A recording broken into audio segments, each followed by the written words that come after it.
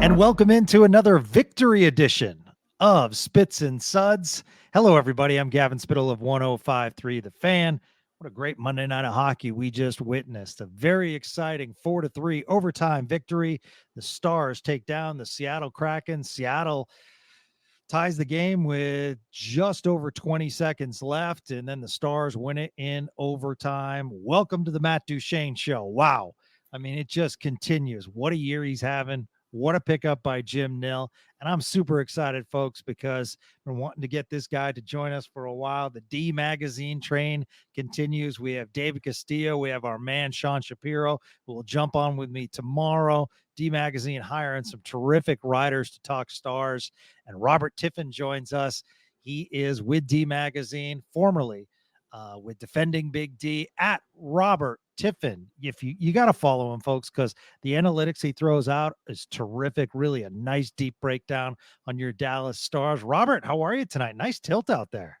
Yeah, it was a lot of fun. Kind of last year's playoff series encapsulated into 62 minutes. It was pretty good. Yeah, no, it really was. And I mean, you would think that the penalties would slow this game down, but it actually kind of, made it exciting. And, both teams got a lot of penalty opportunities, but just couldn't make good on it. Stars did score with a 6-on-5. But I'll tell you, one thing that I loved about this game was I thought Seattle, like one of the playbooks I've been saying against the Stars is go hard on the forecheck and pin those Stars D-men in the zone because they're struggling to get it off the boards. They're struggling with any kind of physicality. I felt as though in the first few minutes, Seattle brought that, but kudos to the Stars. They countered that with amazing breakouts. That first goal, it was so quick out of their zone. And then the tic-tac-toe play, Seguin over to Duchene, making it 1-0. It really just changed that game because early on in the first couple of minutes, Seattle had some good opportunities, but the Stars, I mean, they used their speed to their advantage. Yeah, that first goal was a great example of that because you have a 2-on-1 with Duchene and Seguin, and you could see that they felt finally, okay, we have a chance after, having to be on their back foot for most of the game. And they, solved it with about 3 different passes back and forth before they finally dunked it. And that kind of told you what sort of game it was going to be right there. And it kept on going more or less. No, absolutely. Even the second goal by the Stars was on a breakout, and Rope Hintz doing a great job, down on his knees, keeping the play alive. And then it was Pavelski to Robertson for the second goal. Pavelski would come up big later on. I mean, just an amazing, I think people were expecting him to go back to the point. Seattle tired, 6-on-5. Pavelski with a cross. I mean, it was a Ovechkin like that one-timer by Duchene. It was so pretty. That's not an easy shot. I mean, granted, he had an open net, but that's coming off that's a tough one-timer. He makes it happen. It was just such a fun game to watch. It had a combination of hits. It had some really nice saves by both goalies, a lot of penalties, some good checking, a lot of odd man breakouts. It kind of, I think the fans got their money's worth. Yeah, I think so. One of my favorite things was early on, anytime you see a former Star, you kind of key in on him a little bit more. And Jamie Alexiak obviously is hard to miss for a lot of reasons. And him being the defenseman, actually neither rush was really his fault, but he happened to be the last guy back for the Kraken on both of those first 2 goals. And it was interesting because he, in both cases, kind of got victimized with some really nice passing, to be fair. But then right after that first goal, Joel Hanley, of all people, was the last guy back on a 2-on-1 defending, and Hanley was able to shut down the 2-on-1 with a nice sliding block, even though he's about a foot shorter than Alexiak. It was a weird contrast to see, okay, here's this guy who was brought in to be essentially the 7th defenseman, and he, in a way, is able to do this job. You'd think a guy 6'7" would be able to do no problem, but it just goes to show, when it comes to those open lanes, like you're talking about for that Duchene shot, there's a lot more involved than just how tall you're standing. It's where you're going, and the Stars created just enough lanes tonight to make them pay. Yeah, and I am pro getting Nils Lundqvist in there because you spent a first on him, and mistakes happen, and I just want him to learn, and I just disagree with this isn't a developmental league, and it's like, well, then you shouldn't have made a trade for him. That's it. I want to be Oh man, fair. David's going to start banging the door down if you bring up Nils Lundqvist. You be No, careful. I know. I totally get it. David and I have this all the time. But I mean, listen, I got to call it what it is. Mm-hmm. Like I was down on Radek Fox last year, and I think actually Radek Fox has played pretty well this year, and especially in the face-off circle. But I will say, like, Hanley played well tonight. You mentioned that 2-on-1, real nice hit on Tanev, Yeah. which broke things up. Like, I mean, great seventh defenseman. Would I like to see him in the top six? Maybe not all the time, but at the same time, like I can't watch tonight's game and say like, hey, Nils Lundqvist has to go back in based on Hanley's play. Mm-hmm. It's interesting because Foxa being scratched for this game, my first thought was, well, maybe that's a result of the Seattle speed. And so you want someone like the Dellandrea to center that line because he'll be able to handle it a little bit better, handle that hard forecheck, actually track in the neutral zone a little bit better than Foxa, because he's great defensively. He really is, but that's not a strong point of his game, especially as he's gotten older. He's 29, but gotten older, right? Relatively speaking. And yet it doesn't apply when it comes to defense, right? Which, granted, it's a slightly different role. They're not in the neutral zone quite the same way as a center. Yeah. But if you think that Nils Lundqvist would ever be useful in a game, this is probably the type of team you'd expect him to be useful against. And clearly, they don't trust him against Seattle's forecheck, and they maybe don't trust him in a lot of different situations. But kudos to Hanley. Yeah, no, absolutely. I think Dellandrea had a pretty good game again. I mean, I like seeing Dellandrea in there. I know it's a matter of numbers. But man, I just love how hard he plays. And, I mean, yeah, I thought he played pretty well.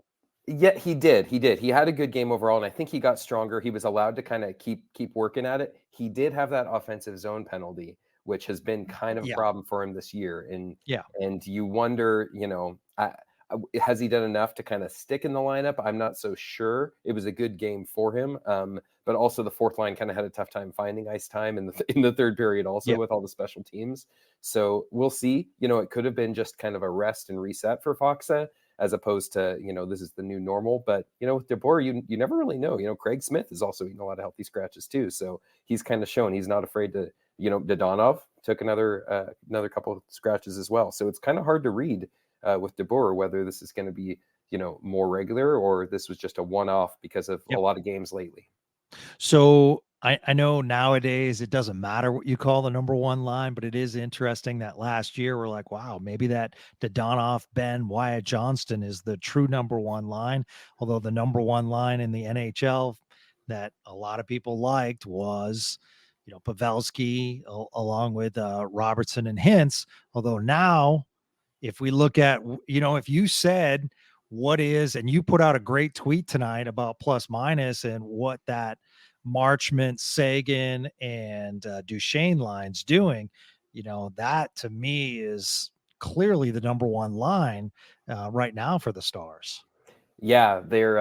I think the number is something like they're like plus 10 or something on the season, roughly. I mean, it's hard. Marchment missed some time and stuff like that, but more or less, the Duchene line has been scoring by far, more than any other line, even the top line, but not just scoring more than them. They've also been defending really well too. Yeah. That's the weird thing about the Hintz line this year is they've been giving up a lot of goals. I mean, a lot of the players on that line are in the minuses, with plus minus. And again, plus minus doesn't tell you everything, but it tells you what happened. And what happened is a lot of goals are going in the Stars net when formerly the best line in the NHL has been on the ice. And that would be a bigger problem. It certainly is a problem, but it would be a lot bigger problem if the Stars didn't happen to have this guy they got for $3 million, less than Radek Foxa, centering this line, scoring. I mean, Matt Duchene won the game for him tonight.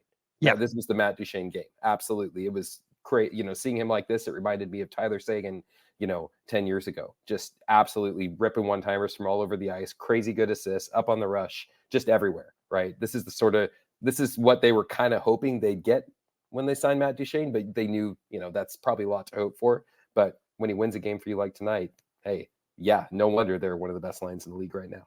Yeah, Luds told me a couple of weeks ago, he's like, let's just get through the season, man. And I don't know if Sean said that as well, but I mean, I just keep thinking to myself, like, do you re-sign Duchene? And here's why. Like, the reality is, I mean, we had to use an emergency backup goaltender the other night because you're cap strapped.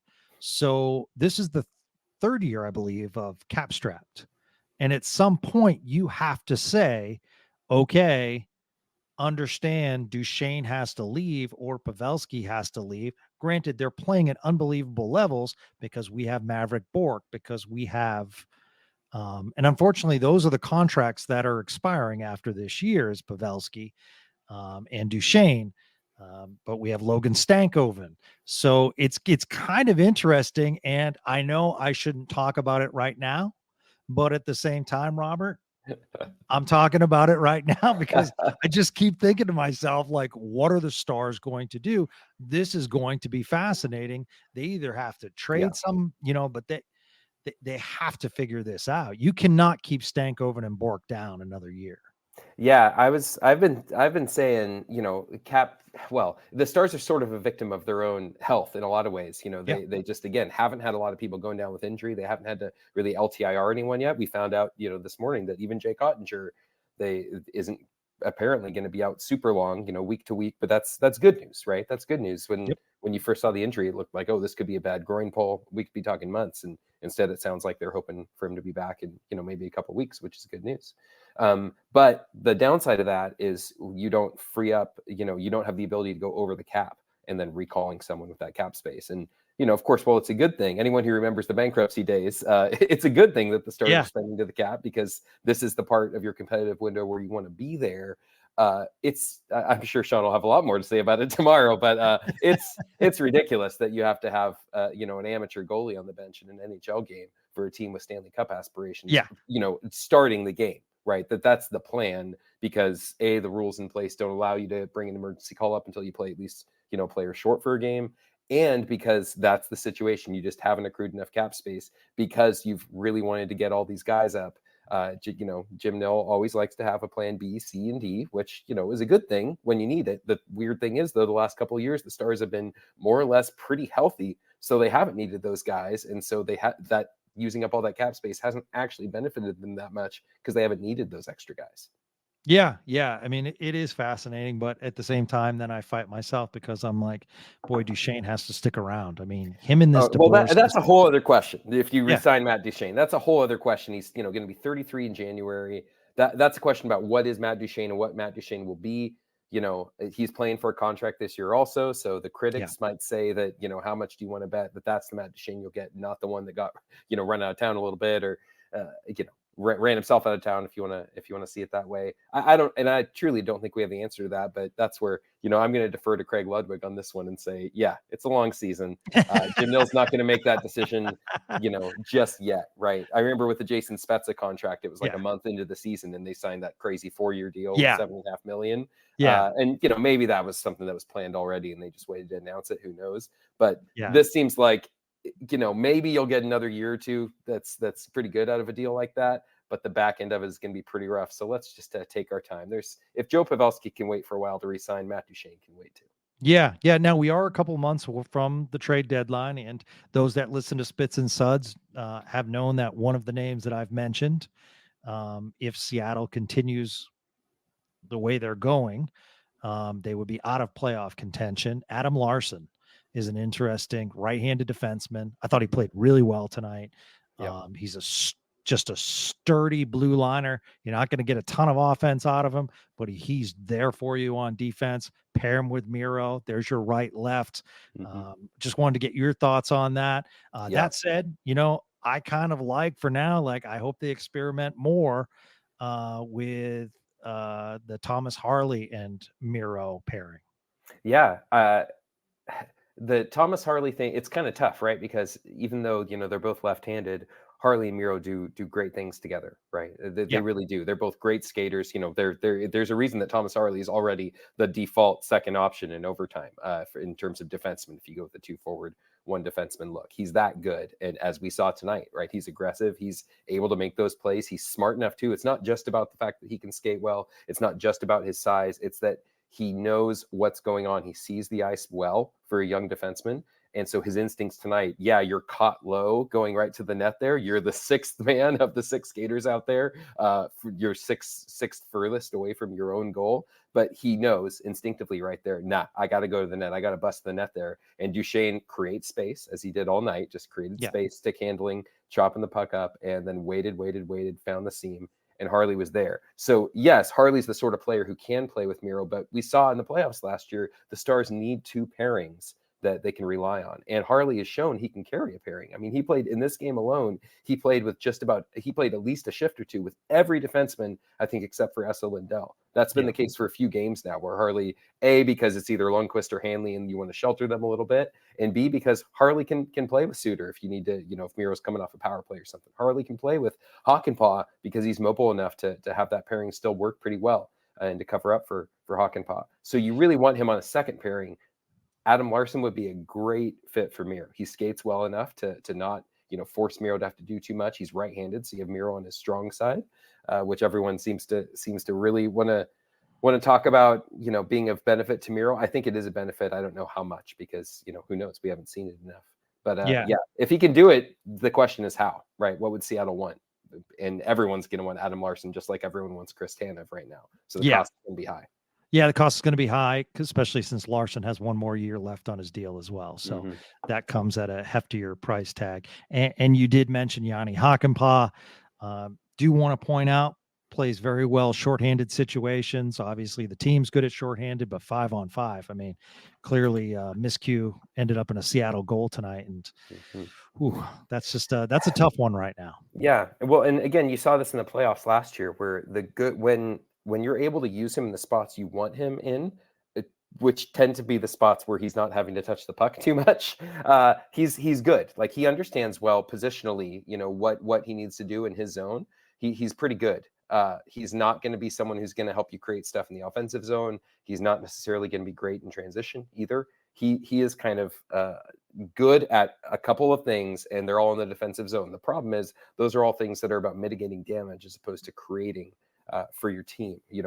Like Thomas Harley can do that, but he can also get the puck going the right way. He can see lanes, he can jump up on the rush and contribute to good chances, if not goals sometimes too.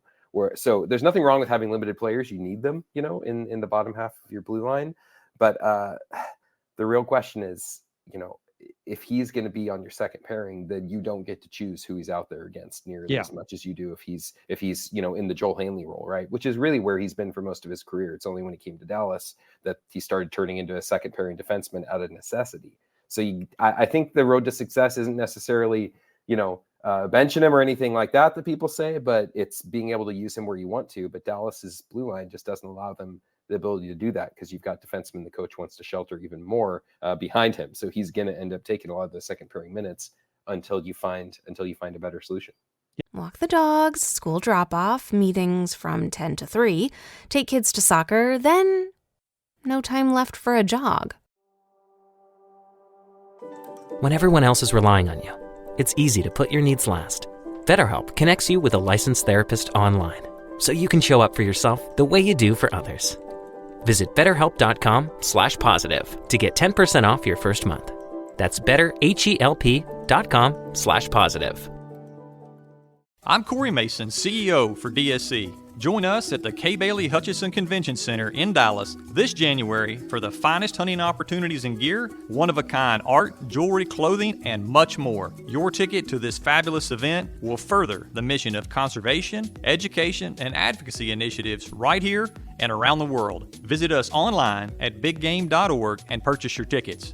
The DSC Convention and Sporting Expo is January 11th through the 14th in Dallas. I'll see you there. Yeah, clearly Jake Ottinger's the one of this team, and Jake Ottinger's top 10 goalie in this league.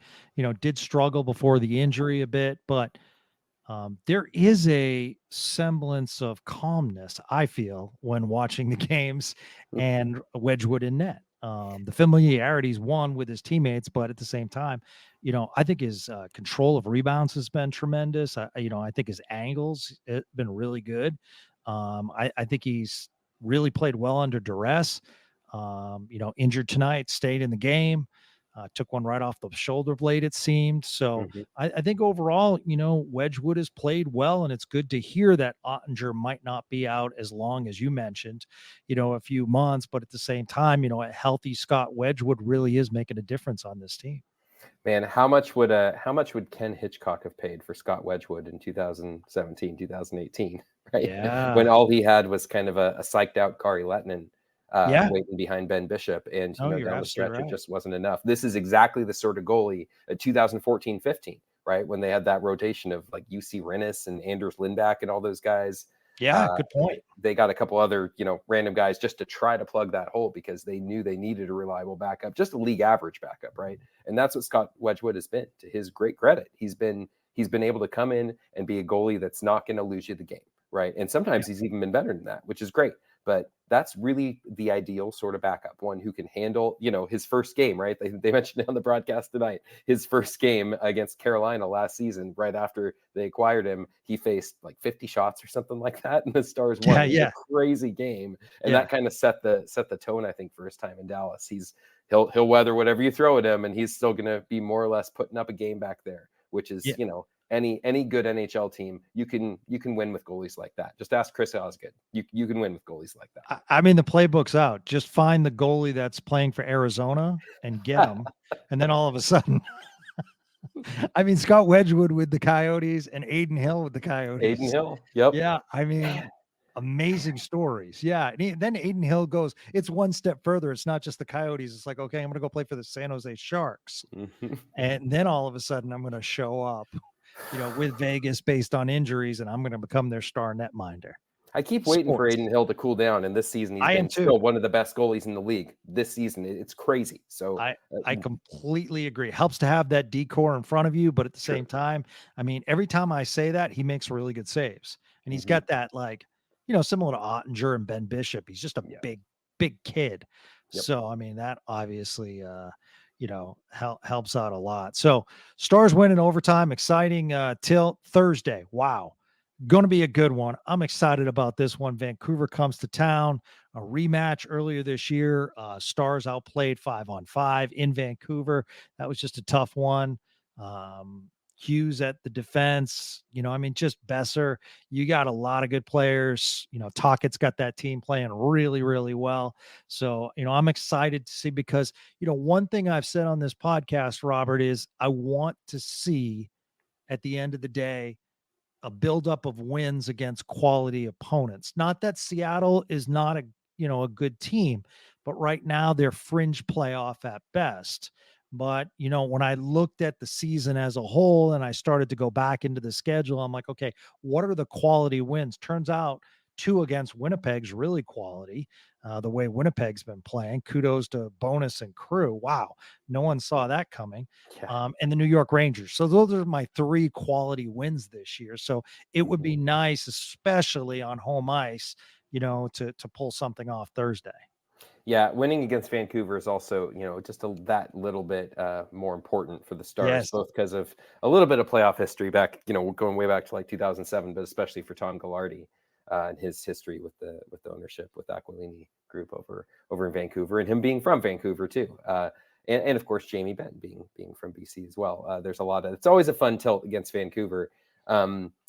But yeah, they have a lot to prove still this season. It's funny, they've come in with kind of everyone was finally saying, okay, the Stars are a cup favorite. This is their year. They showed, they could go toe to toe with Vegas for the most part until things went awry in that series. And we're still waiting, right? We're still waiting for them to really put together that run. They've been better than not for the season, right? They've been finding ways to pile up points, and there's a lot to be said for that. It's a long season, so what you don't want to do is hit your stride in November, December, and then you're banged up and cooled down by April. So maybe they're just biding their time. But now would be a good time, right? January is going to be here pretty soon, and Stars need to start rolling, start feeling like a team. This game is a good example of kind of the danger of that mentality lasting for too long, right? They were leading this game the entire night. Yep. It's a lot like the Seattle series back in the spring, right? They were the better team for the most part, for most of the game. They really should have won this in regulation. They had any of those power plays. You score 1 power play goal, you win this game in regulation. You don't give up a fluky goal in the last minute, right? You're just a little better at defending in the zone. You win that game in regulation. They might find themselves really regretting their playoff matchup. They'll say they don't care. I get it. They'll say they don't care, but you want to face the stronger teams later and hope that your work gets taken care of for a long playoff for a long playoff run. You want to hope that someone else wears down the other teams before they get to you, right? And Vancouver will be a good test. Thatcher Demko isn't quite as otherworldly as he was earlier, Right. but they're a good team. The game means a lot. So you'd think with a couple days off now that they'll be able to get up for that one and really start to get in a roll, or not. Again, Wedgwood's still going to be in net, so who knows? Yep. And there was a play toward the end of the game that's not going to be on the stat sheet. Yanni Gord runs into Scott Wedgwood. The replay showed, he did try to hold up. You could clearly see snow was coming up from the ice. Yanni Gord plays that way. He goes hard. As we were talking about before we started this podcast is, Stars fans on Twitter, Yanni Gord's dirty. Also, everyone wants Yanni Gord on the team. Yeah. I mean, he's just one of those guys. And, and I don't mean any disrespect, but I just think he's a more talented Antoine Roussel, who's not going to take as many penalties and is going to score you some goals.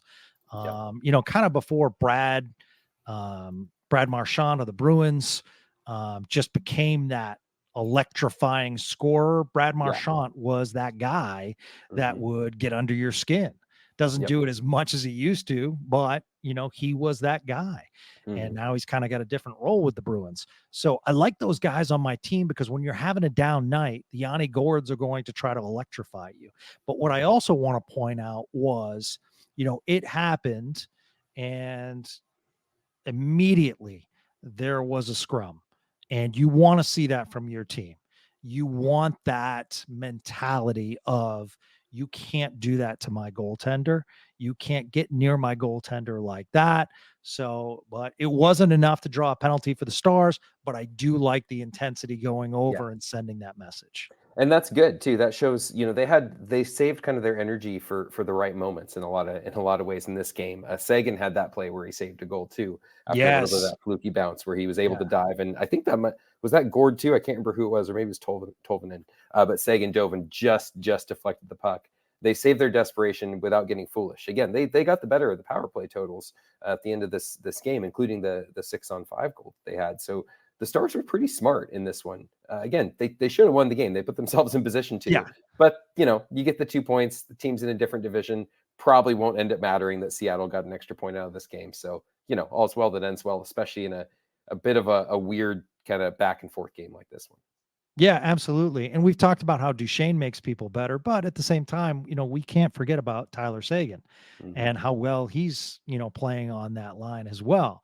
And, it's good to see. I know they have a relationship off the ice, and, that's always good. I believe they're off-season workout buddies, or somehow they Duchene and Seguin know each other pretty well. So, I do like to say it, because one thing we're not really talking about is that Seguin contract anymore. I mean, that was just that was a podcast daily that we were talking about was the Ben and Seguin contract, and we really haven't mentioned it lately. It makes a big difference. The players will always say, it doesn't matter who I play with, it's my responsibility to have my game in the right shape and all that stuff. But you notice it with Seguin. This game especially, he was skating really well. And again, he's had a lot of injuries and stuff. He's not 24 anymore, but he being able to keep up with Duchene on that first goal, being able to make those passes and receive them and see those really tiny passing lanes back and forth like that on that 2-on-1 past Alexiak. And side note, it's nice to see Alexiak getting victimized on a 2-on-1 for a different team instead of all the times he seemed to get victimized for Dallas. No disrespect, but it's always, for someone who's as highly touted as he was, when the Stars didn't have any prime defensive prospects they thought in the system, 10 years ago, and he was supposed to be the next guy. He never quite got there. Unfair expectations. Whatever, good for him. He's got a good contract. He's had a nice NHL career. Good for him. It's cool to see that work out. But yes, you notice it with Seguin playing with a player like, even Marchment. Marchment's talented, right? He's flawed, and he's not quite the skater that to be fair, that Seguin or Duchene are. But Seguin and Duchene, I really think Duchene has upped Seguin's game, and Seguin also is, someone that Duchene can pass to and knows this guy is just as much of a threat as I am, which forces the defense. It keeps the defense honest too. So it's good for both of them. And one thing we'll dive into as Vancouver comes here, I mean, we talk about, how good Quinn Hughes is, and, a likely, obviously, Norris favorite right now. And, the offense they have. JT Miller's back to his good ways. Pedersen Mhm. having a good year. They have really good players. But one thing that they did that kind of flew under the radar, Stars couldn't do it based on caps restraints, but getting Nikita Zadorov and pairing him with Tyler Myers. I think that's going to be really interesting in the playoffs. That is a massive defensive pairing. So you have Quinn Hughes, but there's also some toughness, and they also picked up Ian Cole. So a lot more toughness with that Vancouver Canucks team this year. Yeah, toughness, especially on defense, is something where I think a lot of it's dependent on a lot of things, because we saw it with, the Ducks used to be known for this, right? They'd take lots of penalties, but they were big and mean all over the ice. I think Vegas is a good example of how you have to marry toughness with skill in today's NHL for it to really be effective.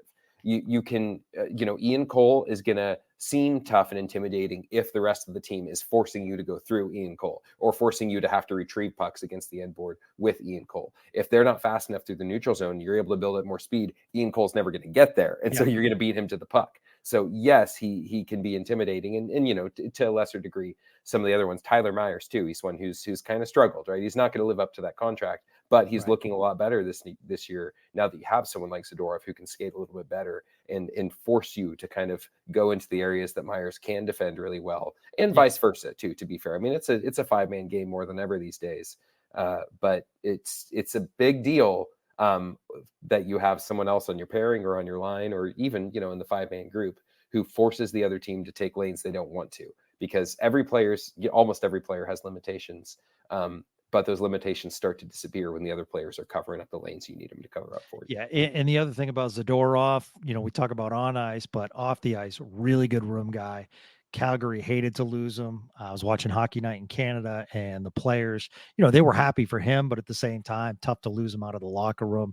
He brings a lot of personality into that room. He does bring personality. He does, doesn't he? Yeah. But he goes around a bunch of different teams too. I mean, he asked for a trade out of Calgary, kind of, or his agent did or whatever. I mean, it's there's, everyone always says, well, there's a reason he doesn't stick with the team. And who knows, right? But there's probably a lot more. Only the guys in the room really know what it's like there. But there's a reason, right? There's a reason a bunch of teams wanted him. They're talking to the same people we are. So, or they're talking to the same people we hear from on the outside, and they hear a lot more. So obviously, it's very much like Brandon Cooks for the Cowboys, Robert, where he gets traded all the time. And we actually asked Brandon Cooks on 105.3 The Fan. And he's like, I have no idea. He's like, I really have no idea. I try to be a good person, and like everyone says how great of a guy he is, and yet he goes from team to team to team. Mm-hmm. And it's not like he's signing as a free agent; it's just trades. But he's like, I'm happy here. So, it's just sometimes I guess that happens. This holiday season, make your journey memorable with Travel Centers of America, where our motto is simple: return every traveler to the road better than they came. Avoid any hassle and stop at our one-stop shop for all your holiday travel needs. Fuel up, indulge in delicious snacks, and dine at one of our full-service restaurants. Hit the road with peace of mind knowing we've got you covered. For more info, go to ta-petro.com. Travel Centers of America, your road to happy travels. Welcome to What If, the show where I, Jake from State Farm, answer your insurance what ifs. Today's caller is Gio. What's up? Hey, Jake, what if I'm shopping for a new policy, but there are so many options that I freeze up and just can't choose? It's okay. An agent can help you choose the right coverage. At State Farm, we're there for your what ifs. Oh, now what if I need help deciding on dinner? Tacos. Good idea. Like a good neighbor, State Farm is there. Call or go to statefarm.com for a quote today. Saturday. Christmas comes early, only on Peacock. Unbelievable! Bills, Chargers, an exclusive NFL game live in primetime. Saturday, 7:30 Eastern, exclusively on Peacock. Well, you are a popular guy, Robert, because we have that's never good. What happened now? No. We have a lot of Twitter questions, Stars fans responding. Maybe it's because it was an exciting win. However, if you're listening right now, don't hesitate. Go to X, Twitter, at Robert Tiffin. Let's build his follower base, because Robert's bringing it tonight, and he brings it on Twitter. Some really good Stars analytics to follow. I'm telling you, the guys we have on Spits and Suds, I love promoting them. Sean Shapiro, David Castillo, Robert Tiffin, D Magazine's bringing it. In fact, at Crow Wi-Fi says, I can't wait. Love Robert's input. In fact, my dog's starting to bark in the background because he likes you as well. Yeah. At Good boy. Alan Brown 2023, do you think, Robert and Gavin, the Stars buy out Ryan Suter to re-sign Dutch?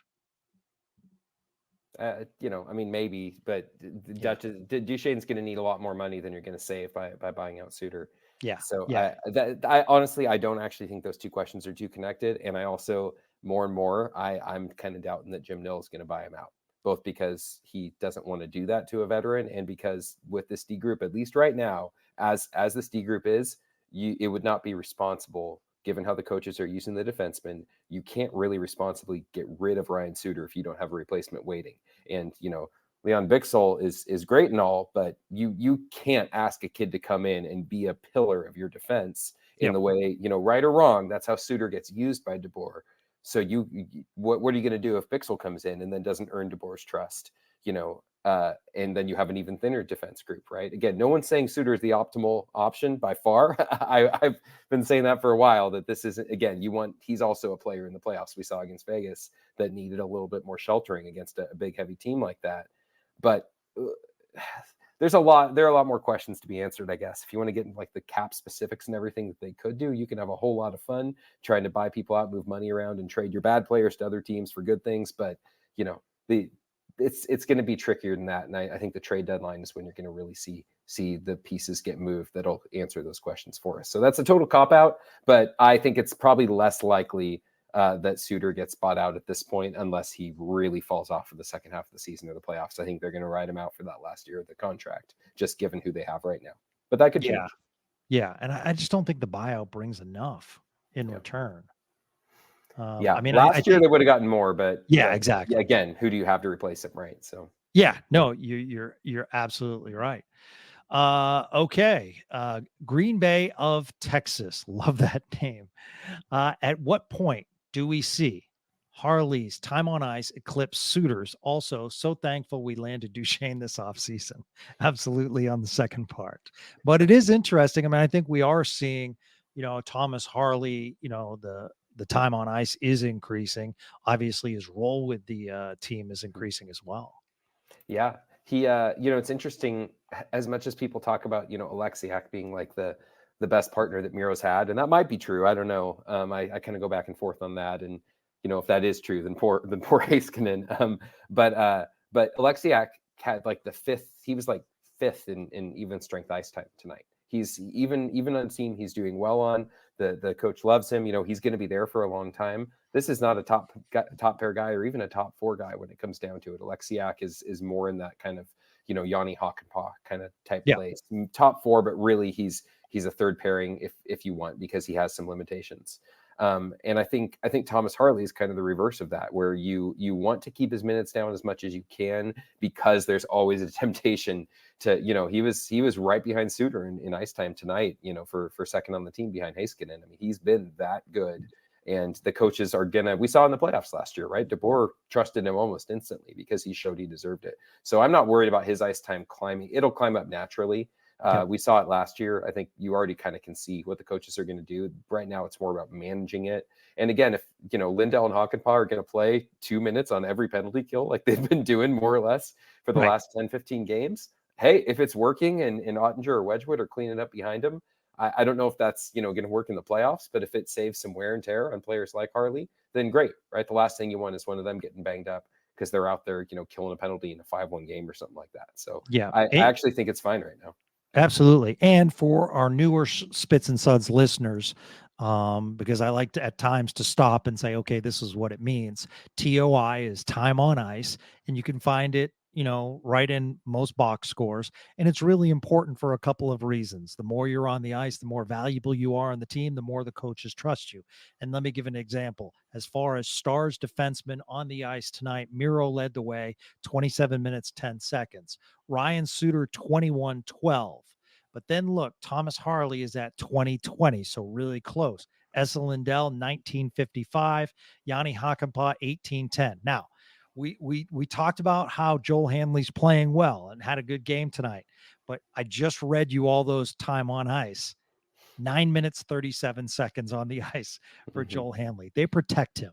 Yeah. So He they doesn't do a kill really good penalties job. either, which really hurts. I mean, that's why in an ideal world, someone like Hakanpää would be a perfect third pairing defense, which he effectively was tonight when all was said and done, especially because of the 3-on-3. But that's where you want a player like Hakanpää, because he can help you on special teams. I mean, it's kind of like fourth line forwards, right? The ideal depth forward is someone who can help you maybe on your second power play or your penalty killing unit. And then, you can trust him enough to roll him out there every fourth shift at even strength. But Hanley isn't really trusted. They'll play him on the penalty kill if the people in the box or whatever, but he doesn't have the reach of some bigger players, which coaches really like in the penalty kill to shut down lanes. He's not particularly quick either, so he's not really gonna skate himself out of trouble or get to pucks first. So he's not really a great option that coaches want to go to on the penalty kill. So in a game like this, especially in the third period, finding him minutes is just something that's not going to be a priority, especially when you have Thomas Harley that you can rotate with a bunch of other partners to still keep the pairings going. So yeah, absolutely. All right. At Damn It Jason. Jason says, I would like to know what Italian Gurianov thinks about the AHL. I'll hang up and listen. Yeah. So for perspective, 22 games for Denis Gurianov with the Milwaukee Admirals, 22 games, 21 points. He's Denis Gurianov is Denis Gurianov. His skills are his skills, and he's good at the things he's good at, and he's the handful of times that I've spoken with him, I found him to be a quiet, very nice guy who's probably imagine being a first round pick in that draft. In what was it, 2014, I think, or 2015, I can't remember. I think it was 2015 because Honka was 2014. First round pick in that draft, right? They passed up Barzal, Kyle Connor, all these guys, and pick you, and all the expectations constantly are on you. I mean, that's a tough position to be in. Good for Denis Gurianov. He's a great hockey player. He's gonna have a career playing professional hockey for a long time. Good for him. It's too bad it didn't work out in Dallas. It's too bad it apparently isn't going to work out in Nashville. But who knows? He's still relatively young. We've seen players like this revive their careers before. It'd be a super special to see him do that. I think it's a great point how you said, and Sean's echoed your sentiments, that he's had several conversations with Denis, and really, really nice. Denis hired a tutor to learn to speak English. Denis wanted to come and play the North American game and learn it. So as he tried to do everything right. And sometimes athletes, it just doesn't happen, so I mean, I don't know. I just don't want Denis Gurianov, from my perspective, being the butt of every joke because, and you want to be careful. He has a law degree too, so you don't want to libel him either. I mean, you'll get in trouble. And I raised my hand. I whiffed on that one. I watched him in World Juniors playing for Team Russia, and I mean, that guy was a rocket down the wing. So with a rocket of a shot, and he did score one of the biggest goals in Dallas Stars history. So yeah. I'll never. You always have those memories, right? It's like Joel Kiviranta, right? You don't have to. You don't have to see him as good or bad or a bust or a success. I mean, you enjoy the good stuff. He's got some pretty good NHL memories already, and he's still a lot younger than all of us. So good for him. Yeah. At Sportia_Meteor says bargain signing of the entire league, meaning Duchene in the offseason. Heck yeah. Great job by Jim Nill convincing that, because many teams were after Matt Duchene. Accepted a discount. Granted, he was bought out of Nashville, so he had the bag already, so to speak. All right. At Cuz Rudy says, hate to hand a point to the Kraken. Happy to take both points. Need the offense to pick it up and not just flash for a period, but for the entire 60 minutes. It's an interesting point. I mean, I don't know. I didn't necessarily see overall like we've seen as far as that Stars roller coaster through 3 periods. I thought, each period, I thought they played, good. I thought that was the first period. I thought they were terrific. I think it comes back to the top line. It's going to have its ebbs and flows. And I think the hope is still that the top line will kind of get hot for a while and go crazy like we've seen they're capable of doing. They're also still piling up points, which it's not nothing. They're just not quite dominating the NHL. So they've set a really high bar for themselves. But really, I mean, look at it this way. they're up, 3-2. If they score a power play in the third period, they go up 4-2. That makes it more likely they score an empty net goal, right? With a 2-goal lead, they pulled the goalie earlier. This could have been a 5-2 game where you say, wow, Duchene scored a bunch, the power play chipped in, they had the 6-on-5 goal, everything's great. So it's that fine margin between, everything's wrong or the offense is scuffling, this isn't a complete game, and feeling like it's a wonderful game. So yes, there's stuff to fix in the power play. They insist on continuing to bomb shots from the point or try to wing things into traffic from the sides. And there's probably a lot of reasons for that. But if the power play just chips in one, again, just like the Seattle series in the spring, I keep harping on it, just a little bit from the power play, and that's enough in this game to turn it from, oh man, had to go to overtime versus, oh, that was a really dominant win against a team they should beat. So I don't know. I find I'm not worried. I'm still not worried. Yeah. Rupert at Odysseus 1491. When should we begin discussing Matt Duchene's extension? Rupert, Robert and others will not allow me to talk about it. So even though my name's on the podcast, I'm not allowed to talk about it. Submit a full brief with all of the cap implications for the next 5 years, and I'll get back to you. As Sean says, that's a May topic. So we'll leave that for May for now until I do a podcast by myself, and then I'll mention it. So keep listening, Rupert, and we'll get it in just when nobody's looking. Yeah, I suppose I can't stop you then. My man Jordan H at Harper Hockey Fan.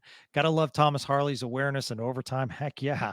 What an amazing place to keep possession leading to the goal. Yeah, I mean, that was absolutely terrific. I mean, this game was almost over. Man, I mean, they spent a whole shift. Robertson spent the whole first shift just trying to enter the offensive zone and regrouping. And finally he just changed and said, this isn't working. They spent like a minute doing it. Then they lose the puck and, shot off the post. Another scoring chance. I think a 2-on-1 was the first chance Seattle had. Yeah. Seattle had every chance to win this game. And again, if that shot off the post by Beniers goes in, it's a whole different narrative. But instead, right, Harley and Duchene turned something pretty magical out. And here we are. I mean, you always want your local team to win, but sometimes when a player's on the ice, and geez, tonight I was like, oh my goodness, Matty Beniers is good. Yeah, which is cool because he's had that sophomore. I mean, it's a good reminder for Wyatt Johnston too, who's also been struggling. That the player's still the player, right? Nothing hasn't changed. Nothing's changed. Beniers hasn't changed. Johnston also almost won it in overtime too, right? And kudos to the coaching staff, right? He's not getting stashed in the fourth line or something like they're doing over in Columbus, where the good players aren't, or the good young players aren't producing up to the coach's standards. Johnson's still doing a lot of things well. He always will. It's why the Stars loved him and drafted him. And he's still getting chances in overtime. That's always a big thing to me when a coach is willing to give young players like Harley or Johnston. Even earlier in the season, I think Lundqvist was getting some chances in overtime. And regardless of how everything shook out now, credit to the coaching staff for being willing to trust these players, and for someone like Harley having the confidence to know I can try something in overtime. It's not just about don't get caught low, right? It's really cool to see young players like that having the guts and the confidence of their coaches to take risks like that in smart situations and have them be rewarded for it. No, you're absolutely right. And you talk about slumps. I mean, Pettersson, who comes in Thursday, I know it's weird because Vancouver is kind of like the Yankees or a large market team. So they're talking hockey all the time, but they were down on Pettersson for a while and no longer down. Boy, that draft, when you look back at it, Robert, woo, that was pretty stocked. That one, I mean, we're going to be talking about that one like, I can't remember what it was in the 2000. It was like 2002 or something like that, 2003, where they just, ridiculous amount of talent or something like that. Yeah. That was a good one. Yep. Except Philadelphia. Well, yeah. Wow. Let's see. K-Twiz checks in. Hey, K-Twiz. Very simple question. Why is Ryan Suter still a part of this team and still on the ice? He's a defensive liability, and all of Stars Nation knows this. Well, as Robert has correctly pointed out, I mean, he's definitely not the worst, and they don't have anyone to replace him. He also fed Robertson for a great breakaway in partway through the game. I mean, again, I think Ryan Suter's flaws and limitations at this point in his career have been well covered. Everyone's aware of them. We saw him in the playoffs last year. Look, I was one of his most vocal critics, after he first came here, and it's typical, right? The veteran just gets all this trust, and it seems like he's coasting on his laurels a little bit to a fan, right? From a fan perspective. And so every mistake he makes, or apparently lazy play, you want to jump on him. But it's clear how the coaches are going to use him. It's clear that the coaches are also aware that he has some limitations too. So I just don't think there's much point being too worried. The coaches are aware of what he is and what he isn't, and they also don't have any better options right now. So I'm not too worried. I think over the long haul, things are going to work out the way they need to work out.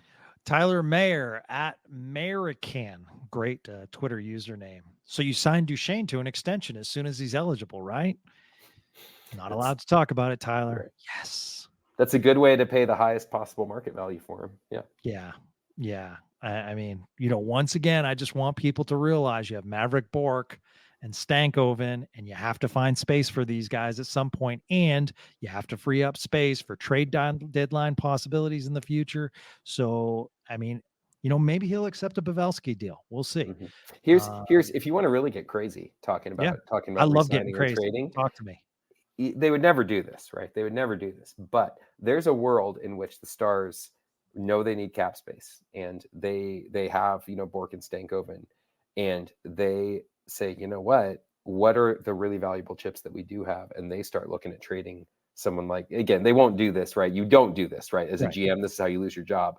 But how much would other teams pay for Duchene right now? What about trading him to fix your defensive problems? Again, with the top line scuffling, you can't do it. It'd be stupid, right? You'd get fired as a GM if you do this. But Duchene is so valuable right now. It's a 1-year contract. Jim Nill probably wouldn't do it too, because that, Duchene signed here on a sweetheart deal, right? And Jim Nill usually does right by players like that in those situations. But in a perfect world, if you're playing a video game, there's a world in which you trade Duchene to fix your defensive problems right now. Yeah. And trust that Maverick Bork, I would say, you bring him up on that second line with Seguin and Marchment, and you just kind of hope that you actually don't lose too much. Again, you would. Duchene's been incredible this year, but there's a world, right? There's a fantasy world out there where the assets in a vacuum, you would want to try to use them for something like that, because you've got the forward prospects ready to play in the top 6, or at least you'd like to see them do that. But you need help on the blue line. And boy, that's a crazy way you could try to do it, but won't happen. But I mean, you could be a team and you go to the Stars and say, you need cap relief. Let me grab one of your players. I mean, that's what Colorado had to get rid of. True. We saw that tonight. The issue there is the Stars are already pretty light on draft picks for the next couple of drafts, absolutely. both for like players like the Nemestikov trade a couple of years ago and other things. So I think they only have like 4 or 5 picks in the next 2 drafts. So Nill's kind of light unless you're trading, 2026, 27 draft picks. Yeah. That gets trickier. So again, it'll be really interesting to see what they do with the trade deadline. And that is the currency that teams want. They want picks. Yep. And they want them sooner. They want them now to help rebuild now. They don't want them in 3 years from now. Thackman checks in at Thackman05. Do you think this team will be able to get on a real winning streak even without Otter during his injury? Also, do you think it will make the GM possibly think about having a little extra money in the future to bring up a goalie if one goes down? I have to say this, Stars fans, your questions are on point. I mean, that's what's so cool about love doing Spits and Suds. It's like you're asking about Duchene, you're asking about things like this as far as freeing up cap space. Like, I love the education level of these questions. So to answer your question, I think it needs to be done. At some point you have to give yourself some cap flexibility. At the same time, I think they look at the window and say, we're going for it. This is the time. What I love about this team is the window's not closing. The window is now, but you have a next wave coming through, and you don't see that in sports. Usually it's the window's now, and you trade away all your prospects so that you can further enhance that window. So I'm excited about, what's coming up, because I think Bork's the real deal. Stankoven's the real deal. Love Bixel. So let's answer those 2 questions real quick, Robert. One with, I do think they can get a winning streak going without Otter. And I am interested to see where Nill goes in the future as far as, some cap flexibility. Well, the other thing you could say about the Radek Fox scratch tonight is, if you trust that 4th line with Craig Smith, Sam Steele, and Ty Dellandrea, then Foxa does solve a lot of that for you, right? That's what 3.25 or whatever he's making. That's a contract you can move out. I think he has a limited no trade. It's like does. 5 teams or something like that. Yeah. So you can work with that, right? Yeah. Again, that hurts. You don't, a player that's been there a long time. He's a former first round pick too. Yeah. And big part of the team. Great guy. Everyone loves Radek Faksa. A lot of good things to say about him. But that's you're that limited where that's the sort of player you have to look at moving out if you're going to try to get cap space, because there just aren't a lot of other options there. If you want to keep your team as deep as it is, and depth is a big deal, especially going into the playoffs, as we saw last year. You need those players. So that's the first name that's going to come up in terms of players you can trade and players that have money that then would be available. But I don't know that you want to trade a player like that right now. That reduces a lot of your margin for error. So, yeah. Yep. Some guy named @David Castillo AC says Roberto. No, I have him muted, so you'll have to read that one too. He's going to take full credit for your career. He really is, isn't he? Okay.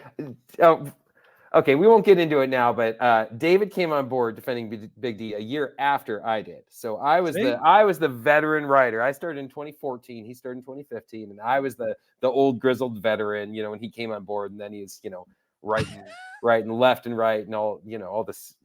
David's wonderful. I love the guy. But don't let anyone try to tell you that he's been around longer. He just writes more and better and is more popular than I am.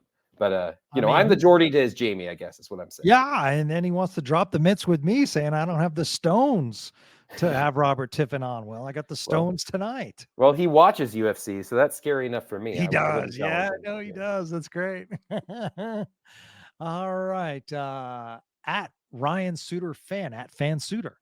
I like Foxa, but Delhi seems comfortable centering that line with Steele and Smith. If it seems like some sort of external blue line upgrade is needed, cap requirements would require losing someone. Who on the roster do you think management maybe consider trading? Interesting. You did mention Foxa. Delandre is a former first-round pick, so he might be kind of inviting because the team that would get him would have control of him because he is a restricted free agent. So, he's shown glimpses. However, I don't know if I'm a team, if I'm giving up much, to receive someone that's been a healthy scratch for a lot. Yeah. The Stars are in a tough spot. They don't have those super valuable assets. Foxa might be valuable. Fox is the type of piece that you get to bolster your bottom six going into the playoffs, right? So what player is a playoff team going to give up? You're really, like you said earlier, with a team like Seattle or someone, or maybe Calgary, if they really fall off, you're hoping to pick those teams clean because they just have to get something, right? This is where Jim Nill has shined in the past with the Patrick Sharp trade and stuff like this, where the teams are limited in their flexibility and they have to get rid of assets. These are the trades Jim Nill likes to make because he can usually, come out pretty good, not have to give up too much. But these really big names, it's tougher. It's kind of like the Matt Zuccarello trade where you have to start giving up at least conditional first-round picks when they're out there because every team wants players like that. So, maybe you trade Foxa if you can just to create space because you trust that, maybe you'll shelter a player like Maverick Bork on the fourth line or something like that if you need to play him, right? Or he's a black ace for the playoffs or something like that. But, man, I don't know. He's got his work cut out for him. Chris at Massacre of Ants asks, what would it take to see both Tanev brothers in Dallas? I know it's wishful thinking, but just curious here. I think all your draft picks for the next 4 years would do the trick. I mean, I saw some quote where someone asked him a week or two ago. I think it was Brandon. Have you guys ever tried to play in the same city or something like that? And they essentially the response was, "Oh yeah, that'd be. I mean, it's a hockey player, right? That'd be kind of cool. I don't know. It almost happened one time, but yeah, it'd be kind of cool." So. They'd be up for it, I guess. They don't appear to be like the Kachuk brothers that maybe can't stand each other sometimes. Again,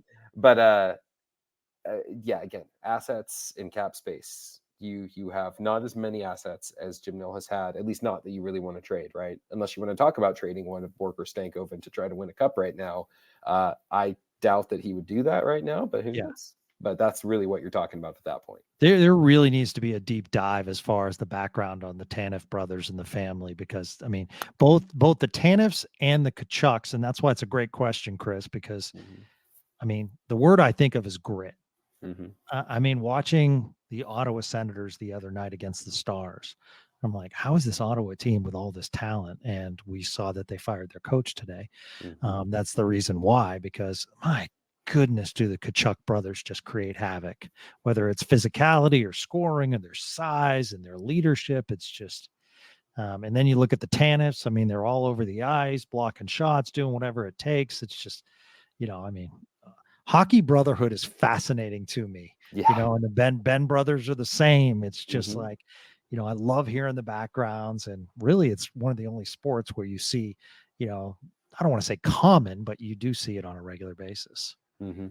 There, yeah, the Jamie Jordy connection. I know more about that obviously just because I'm closer to that situation than like the Tanas or the Hughes or the Kachucks or something like that. But yeah, there's you don't want to say it, right, because you're too cool. You're athletes, right? You got to be stoic and everything. But it's cool. Those moments mean a lot, right? Jordy being on the ice for Ben getting that last point to win the Art Ross Trophy, or Jordy being on the bench. That clip of Jordy celebrating and just being. Yeah. I guarantee you, if you asked him, he would say that moment was probably cooler than any of his personal accomplishments in the NHL. Just being there for that moment with his brother, and he said stuff like that a lot. I mean, it does mean something, whether or not they say it. Beginning to play in the same city, getting to be there for those moments, it's pretty cool. Anyone who's got family, understands that feeling. Probably, it's pretty cool. Yeah, heck of a run for Jordy Ben too. Mm-hmm. I mean, it was impressive. Why did I think he played for the Allen Americans briefly? I guess he did. He played at just about every level of professional hockey you can play He for. played for the Victoria Salmon Kings of the ECHL. For some reason, I thought he was with Allen briefly, but I guess not. Yeah, I mean, undrafted, right? Played his way up through every level you can imagine. I don't have it in front of me, and you should buy Sean's book and read about it because it's pretty cool. But yeah, he's one of those players. He carved a hockey career out for himself, and then he made a lot of cool moments as a result of it. So Yeah. I mean, he scored a penalty shot goal in the NHL. How cool is that? You have this depth defenseman who gets a penalty, creates the chance to get a penalty shot called, and then scores on it. I mean, that's just cool. That's the stuff that keeps you coming back to hockey, right? Yeah, the highlight reels and the superstars, that's all great. But those are the moments I'm always drawn to. Players like the quirky players like Alashemsky. I love moments like that. Yeah. Because they're just those weird parts on the fabric of the game, those weird patches in the quilt. And you love telling those stories because unless you were there, those don't get told as often. Right. And I want to pat myself on the back. He did play for the Allen Americans when the Allen Americans were when in you the said that, I CHL. thought you were right, but then you said, yeah. I mean, that's going way back before the ECHL. They were in the CHL, and Jordy Ben did briefly play, and then he, from there became a Texas Star, and the rest is history. Okay, at Robert Tiffin, and then if you see any of his articles on D Magazine, just keep pressing the button, and just get those clicks up, right? So we tell those editors at D Magazine that Robert Tiffin is for real, but follow him. He's got great analytical data. It's really impressive. You're a terrific follow, my friend. I am so sorry. I said 20 minutes and I've kept you for an hour. I know it's flown, but at the same time, I think Stars fans will agree. You were an absolute beast tonight. Well, it's the holidays, and frankly, anything to keep David off this microphone is a service just to the public in general. So I'm doing my part.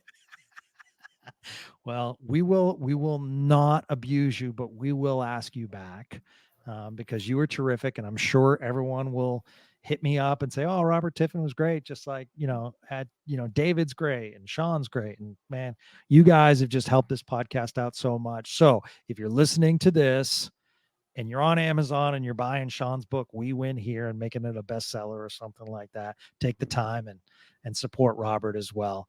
Because, these guys are nice enough to help grow Spits and Suds. So we want to help them. It's a cool community. I know it's been said before, but in a football town, and even with the Mavericks winning championship and everything, the people who care about the Stars, it's a cool community. And I've been really fortunate to meet a lot of really good folks. So it's the stuff you built here is cool, and I'm glad to be a part of it. Yeah, absolutely. And Sean will join us tomorrow. We'll talk NHL, and we're going to dive into all the boarding that's happening in the NHL, and will the NHL Board of Governors do anything regarding that? We'll also go around the NHL, talk about the new coach in Ottawa, and we'll also obviously get Sean's thoughts on tonight's 4-3 overtime win. So that's going to do it for Spits and Suds. Thank you one and all for listening. I did want to add, it's the holiday season and everyone's busy, and some of you said, "Oh, I didn't know I missed that podcast." Well, that's why you hit the subscribe button, because when you hit the subscribe button, it shows up right on your phone or right in your email, and therefore, you can always listen to Spits and Suds, because we're trying to do these on a regular basis so that you always have quality, up to the minute Stars content. So thank you one and all. I appreciate it. We'll talk to you again tomorrow right here on Spits and Suds.